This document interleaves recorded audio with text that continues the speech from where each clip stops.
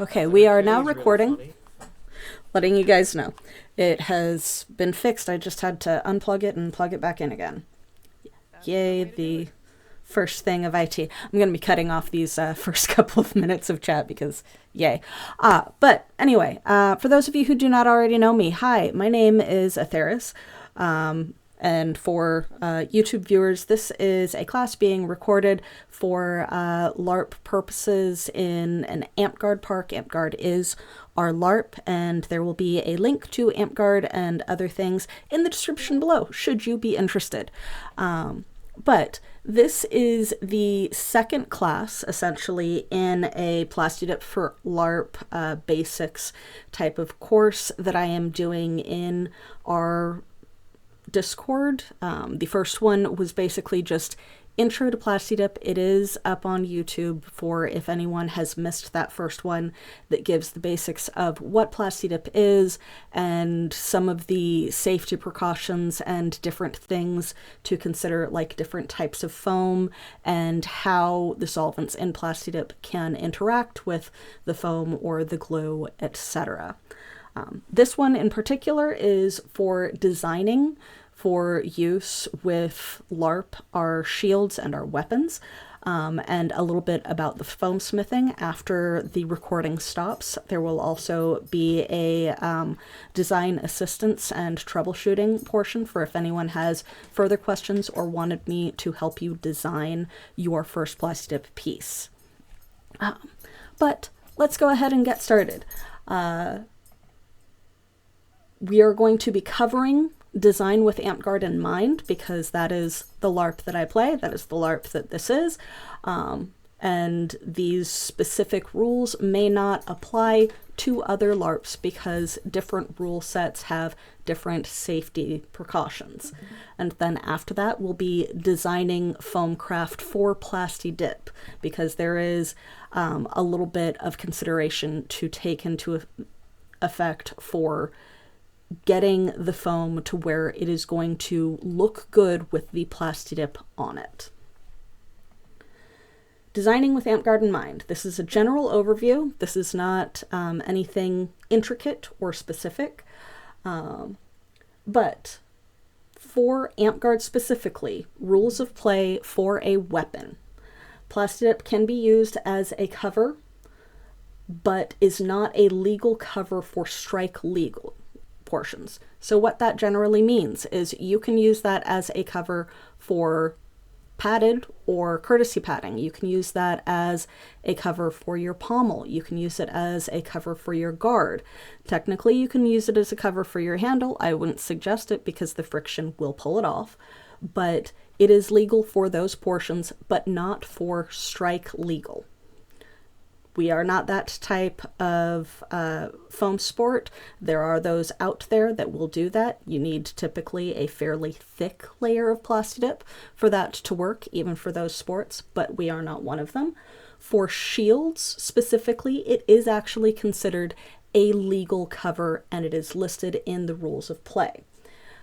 When we are taking into account strike legal and weapons, what the Plasti Dip can go up to versus what it can't, is taking into effect the non-striking padded surfaces, which is what this would be, within 1/2 inch of that striking surface must still have a cloth cover. So you will see on a later slide an example of a dagger style that I used to make fairly frequently, where the striking surface for the stab and the slash were that 1/2 inch of fabric cover, but the rest of the blade had Plasti Dip on it for aesthetic purposes. We'll get into why you wouldn't want to do that on larger weapons when we get to that. Here you can see that example where the dagger itself, and this is one of the ones that I carry with me on a fairly regular basis out at events. So if you catch sight of me, you can go and say, hey, can I look at your dagger? I haven't seen one done in that style before. Happy to help. But the 1/2 inch is cloth covered, and thus this is a flat blade only. and thus is not considered strike legal on the Plasti Dip portion. Generally, these are kind of a court dagger thing because you're not really going to want to use them easily on the field anyway, because technically you can't even use them for stabbing. However, we also have Fujin joining us. Hi, Fujin. If you would like to introduce yourself, mind you, this is being recorded, but we do have Fujin, another Plasti Dip artist in the kingdom.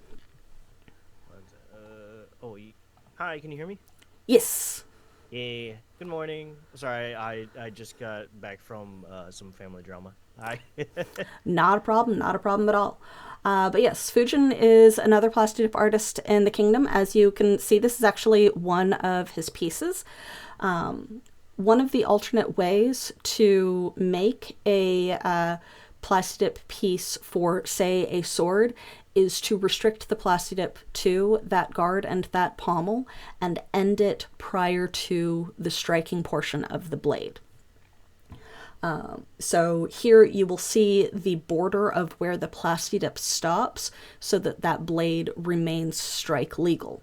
On this, I believe Fujin had probably taped off a portion of that permanently affixed fabric cover so that the Plasti Dip wouldn't creep up everywhere, and just used that as the border. Is that correct? Yes, that is correct. I ended up having the cover kind of go under the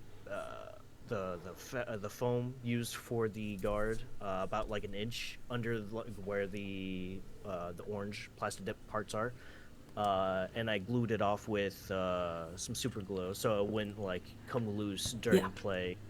And then yes, I did use some painter's tape to kind of cut off where I wanted the Plasti Dip and paint to be.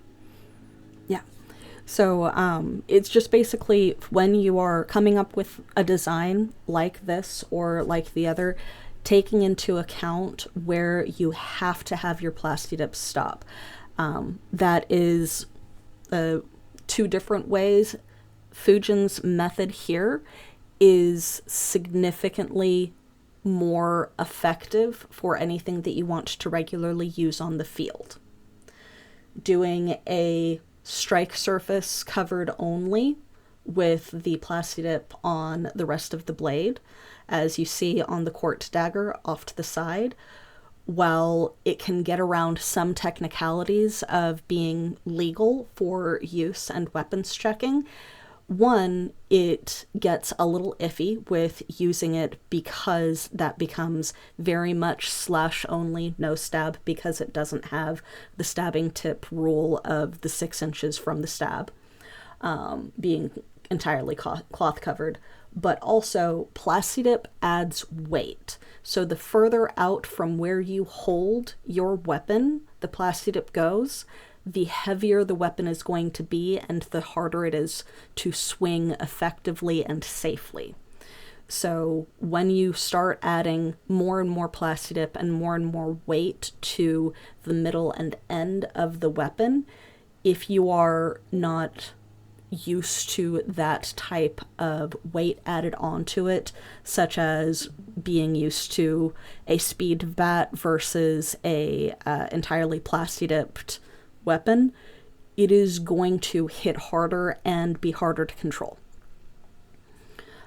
Generally speaking, you also don't use a lot of Plasti Dip in fighting tournaments where speed and maneuverability is of vital importance, but I'm not gonna stop you.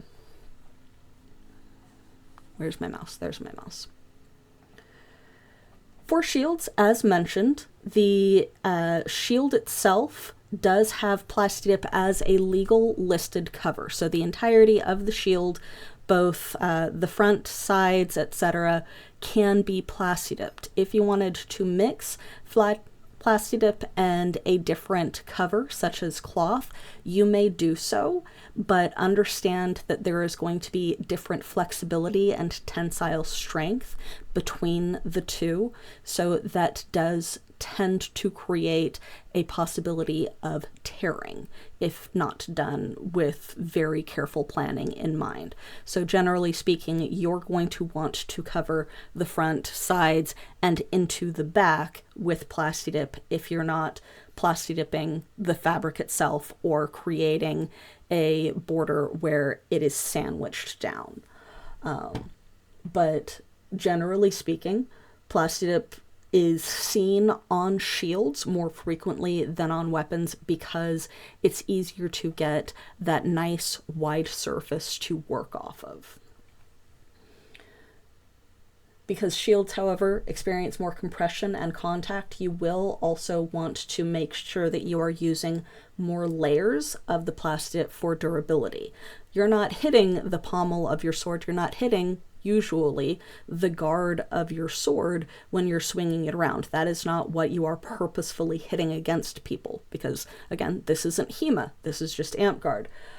So you will still want layers of durability so that it doesn't easily just peel off, but it is not going to regularly get bashed into by other weapons the way that a shield would. So you know where you can use Plasti Dip, but what to do with it. This is getting into the designing stage. We're going to start with shields because that's what a lot of Plasti Dip artists generally start out with, because again, nice wide surface to enact your creativity on.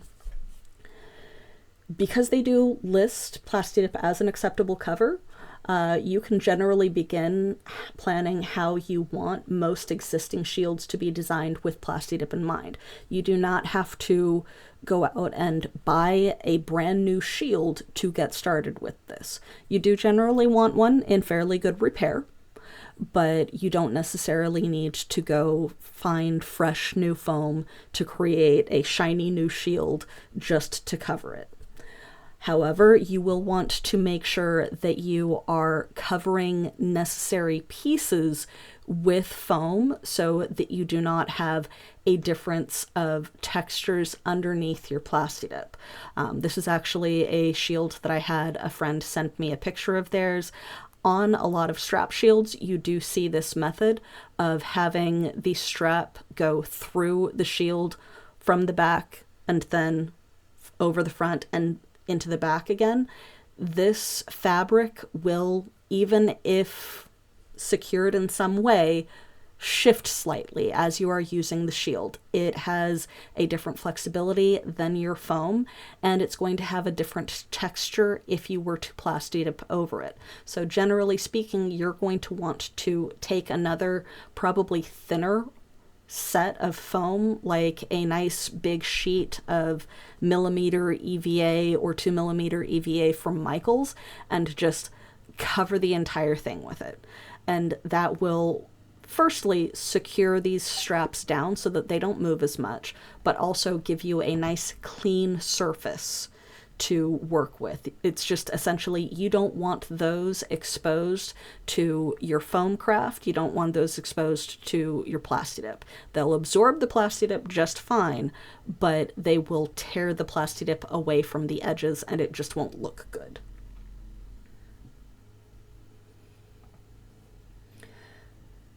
Shields are easier to plan, but they are a bigger budget. The reason for that being that you typically need significantly more foam to use for your art on them, whether it is a simple decal or intricate carving and sculpting. It's just a much larger surface area that you are going to have to factor in when budgeting for your foam, and because they do get more contact, and you are going to want to make sure that you're getting a good amount of layers on the edge and any surfaces that are getting regularly hit by weapons, you're going to also be spending more in Plasti Dip itself. So other than the base shield, you spend more in Plasti Dip, and then You might spend more in the rolls of foam that you are covering it with. You might spend more in the handles that you are using to attach to it, depending on the style of handle that you use. It is a larger budget. It is just easier to work with because it's a nice big canvas. Designing shields. Pre-existing shield blanks will typically be in the shape of a circle or a heater shield, and they do lend well to creating a simple starter project, such as a wooden or metal shield like Viking style shields, with a binding rim, and can be made to look more customized with interesting paint jobs, or adding a burned or cut design in it, as you can see. This is from the Dagger Here Reddit, because Dagger Here also does Plasti Dip shields. But generally, EVA or XPE, which, if you remember from Intro to Plasti Dip, is ethyl vinyl acetate / puzzle mat style foam, or XPE, which is cross-linked polyethylene, around the rim and edges of the shield will make it look bound in metal. So even if you still have that rough PE or polyethylene foam that most of our shields are made of, and you just bind the edge, that will look like a kind of rough wooden blank that you can cut into in a wood design, and then have a smoother, quote-unquote, metal binding to the edge rim. Conversely, if you want wooden slats to look individualized, you can also cut those out of smaller strips of the EVA, the microcell foam, and do the individual designs for the wood on it, and then glue those side by side so that you don't have to get such large sheets to work off of.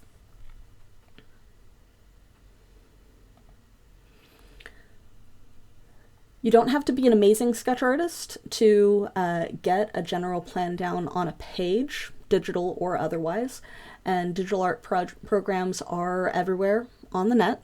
One of the ones that I use fairly frequently is Photopea, despite the massive amount of ads that are on there if you don't have an ad blocker of some kind. So definitely have an ad blocker if you're going to be on there. But a simple piece of scrap paper, like the back of some old mail, will do just fine as well, of getting down the approximate shape and making notes of what you want it to look like and where. If your shield is a different shape, such as a heater shield, custom crafted, one of the weird shield shapes that you see in a variety of video games, you can just copy and paste an image of that into one of those design programs and start making notes from there and make little sketches with the pen function on how you would need to adjust that for AmpGuard legality.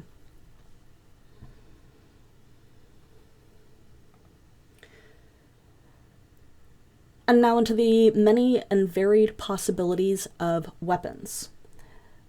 LARP weapons vary in size, shape, and style. Some do lend more easily to Plasti Dip than others, and the truth of the matter is that Plasti Dip, as mentioned, adds weight to the item, be that a shield or a weapon. If you're looking for a speed bat, this will affect the balance of the and weight of that bat, even if you're just doing a guard and the pommel. Weapons that feature courtesy padding or just padding lend well to Plasti Dip artistry, as they already have larger areas to work for foamcraft and Plasti Dip. This includes some slashing only blades, as seen with the pictured dagger previously, but also is common in spears and weapons that have heavy padding substitution. So if you did heavy padding substitution to maybe do a hammer, you could potentially do the face of the hammer and the handle that is all just courtesy padding as Plasti Dip. So you could potentially make yourself an oversized, for AmpGuard legality, but an oversized Mjolnir or something similar. magic staves and reeve staves can make excellent subjects for Plasti Dip, and those are going to be some of my soon-to-come very large projects. Swords, however, are still the most commonly used weapon. It's what all of us have used at some point. It's what you're generally going to see out on the field.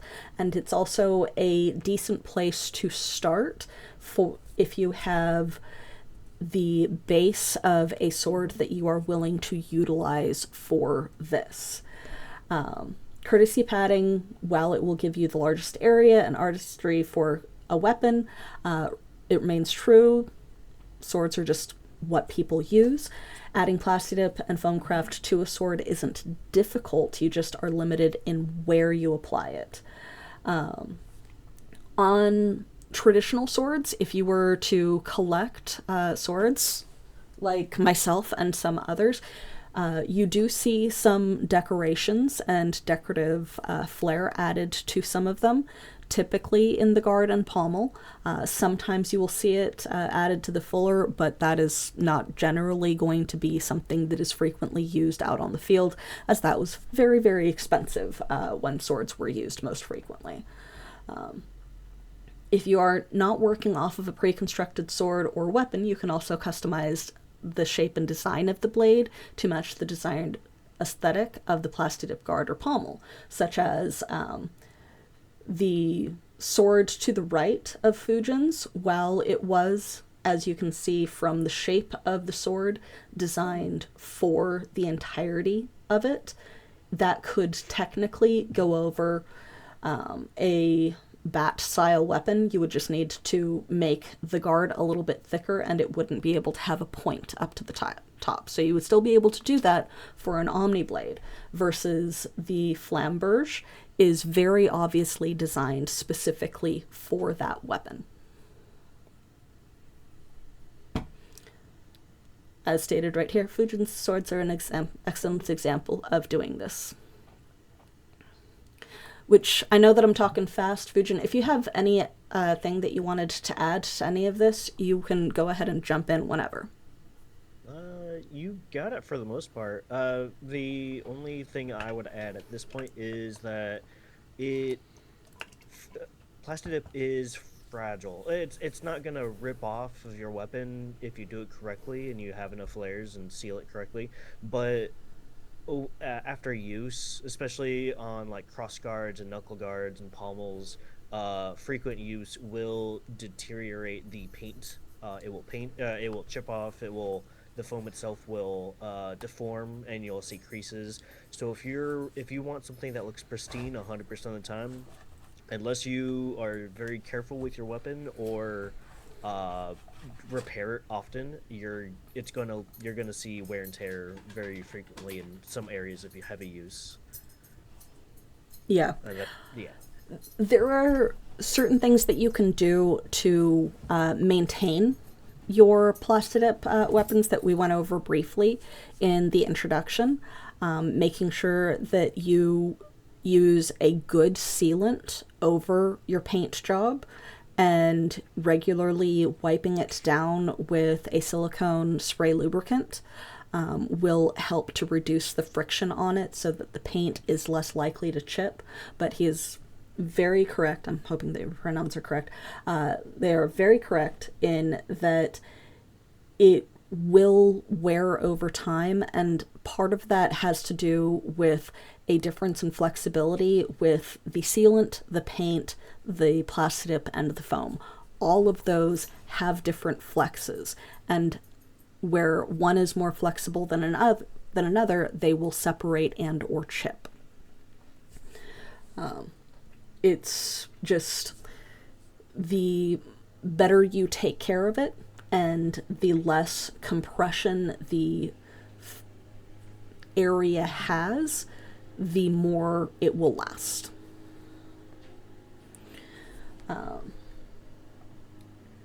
Just like with shields, plan out your build. Planning out the design for what you want to do will help you decide how to achieve what you want and what you need to acquire to get what you want. A planning sketch will help provide measurements for the size of additions, cutting templates, and if done in proportion, can allow you to have an idea of what the product is going to look like when conforming to safety rules.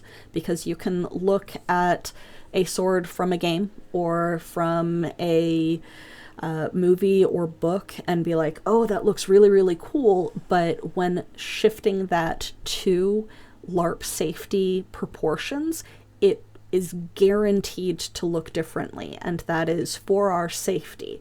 So if you still want it to be legal to use on the field, you are going to have to adjust angles, you're going to have to adjust measurements, you're going to have to change the way that certain things occasionally hook, or how thick they are, or where they end, how they curve. So being able to get that approximate shape out in a plan will tell you, okay, yes, this looked really cool on, like, as an actual metal sword, but turning it into a Plasti piece for LARP might not have the same effect that I want. Or, oh, it could really look really cool, but I need to adjust it this way to make it work better. If you're working in a digital art program, it doesn't hurt to copy and paste references nearby, or even an image that is to be printed and used as a stencil for a piece of foam that you are attempting to cut out or being sculpted in clay. Next steps after you have gotten your design down is, once you have a plan, it will tell you what you need to get. General shopping lists for your first piece, or for any foam craft piece, is usually the base item needs for construction, be that the shield that you already own, shield foam that you have ordered and are waiting to come in, or a sword or other weapon. So for swords and other weapons, you're going to need your core, you're going to need your general foam for the actual striking and weapon portions of it. And then also either the microcell foam or the foam clay that you need to make those decorative adjustments. Detailing tools such as blades, sculpting tools for foam clay, burning tools for burning details in, heat guns for sealing the foam so that it doesn't have as rough of a texture, or using the heat gun on a shield that you have carved to look like wood, and you're spreading those cuts to make them a little bit wider. Sanding tools to either reshape things or just cut down on the rougher textures that you're looking at. Glue, because you've got to attach things, and then sealants for your seams. As mentioned in the intro class, if your seams are not very, very well attached to each other, if you hit them with heat, they will spread. You will have a little bit of a gouge there even if they don't fully separate. So having something to seal your seams, especially when you have to put two pieces of foam together, once you have gotten those details in and that heat on, will give you a nice clean surface, nice and smooth. Different things that have been used by different people and that I have also used myself include puff fabric paint. It's going to have the flexibility that any fabric paint would. The puff paint specifically is going to be thicker and will puff up slightly with a little bit of heat and moisture. Paintable latex caulk. If you get paintable latex caulk, the one that I generally suggest is Alex's by DAP. But also make sure that it says paintable caulk. If you are putting caulk on there and it is not paintable, or if it does not claim that it is paintable, most likely your Plasti dip will just bead and peel right off, and then you're going to have to dig that thing out and replace it, generally having to deal with the entire mess of how you had to dig it out because you used the wrong thing. So anytime you're getting any type of caulk for the ceiling or whatever details you are working on, make sure that it is paintable, because if it's not paintable, it's not Plasti dippable. And then if you happen to have foam clay because you had it for other sculpting details, you can also use thin beads of foam clay pressed into those kind of lines that the seams form. But generally you would want that for a somewhat larger seam because kind of it got messed up with a heat sealing. So in this picture that I stole from probably museum replicas or whatever of a Rohan style sword, this is the approximate plan that I would make for if I were to do this as a Plasti dip sword. I know up here that I would want to use EVA foam cut and carved as the foam base for the pommel, because I don't want to sculpt that entire thing.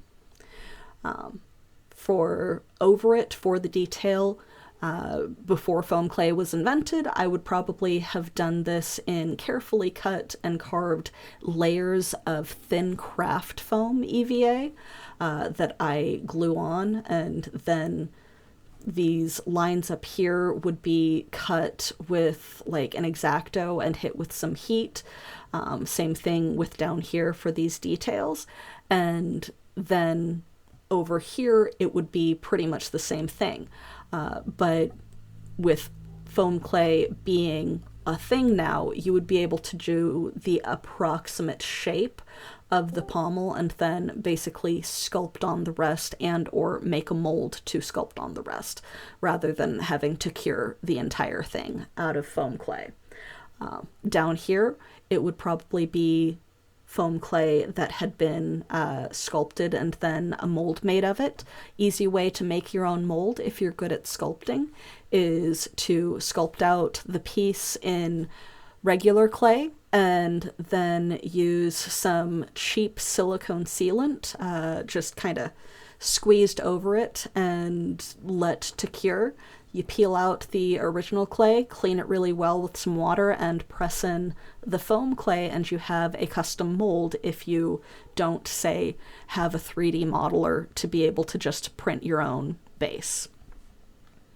And then up here would be a modeled or 3D printed handle, and I would make sure to Gorilla Glue it in place. Original Gorilla Glue plus water is excellent for keeping handles in place for when you can't just wait for contact cement to cure prior to sticking it together.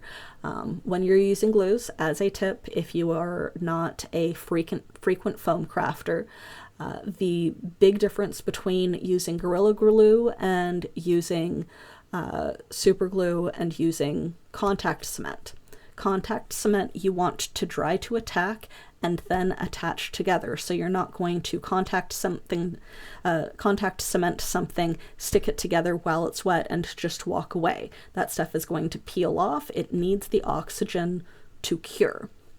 Gorilla Glue is going to, or at least original Gorilla Glue, is going to foam up slightly and take up space. So and it'll have a little bit of flex to it, but not a whole hell of a lot. So it will be good for filling space, like adding a slightly larger handle onto a tapered core, like a golf club. It is going to help to fill the inside of that hollow core with some of it if you are adding a weight onto it to counterbalance your weapon. Super glue is going to be something that you are using in smaller amounts for an instant attack. Super glue, much like Gorilla Glue, or Super Glue being a brand, CA glue, is going to react due to a moisture level. So if it is a particularly dry day and you don't have a setting spray for your super glue, spritz it with like the lightest mist of water, and that can help it to set faster. Same thing with a little bit of baking powder, though that will be very, very rough, or baking soda, but that will be very, very rough. It does leave a kind of chalky, rough texture. So you're not going to want to do that on anything exterior.